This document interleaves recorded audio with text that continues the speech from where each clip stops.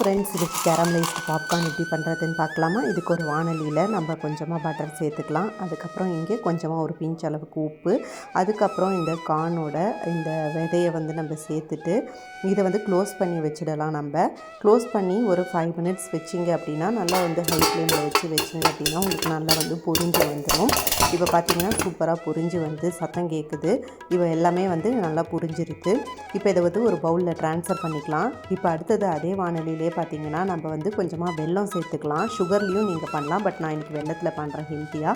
இப்போ இதில் கொஞ்சமாக தண்ணியும் அது ஒரு ஸ்பூன் பட்டர், சால்ட். பட்டர் வந்து உங்களுக்கு எவ்வளோ வேணுமோ அவ்வளோ நீங்கள் சேர்த்துக்கலாம். இது நல்லா பார்த்திங்கன்னா உங்களுக்கு வந்து நுரைச்சி வரணும். இந்த மாதிரி நல்லா நுரைச்சி வந்திருக்க சமயத்தில் நம்ம வந்து பொரித்து வச்சுருக்க பாப்கார்னையும் இதில் கொட்டி நல்லா மிக்ஸ் பண்ணி சர்வ் பண்ணுவோம் அப்படின்னா சூப்பர் யம்மியான கேரமலைஸ்டு பாப்கார்ன். இது வந்து நீங்கள் மக்கானாலையும் பண்ணலாம், பட் இந்த பாப்கார்னில் அவ்வளோ சூப்பராக இருக்குது. கண்டிப்பாக ட்ரை பண்ணி பாருங்கள். பிடிச்சிருந்துச்சுன்னா நம்ம சேனலை சப்ஸ்கிரைப் பண்ணிக்கோங்க.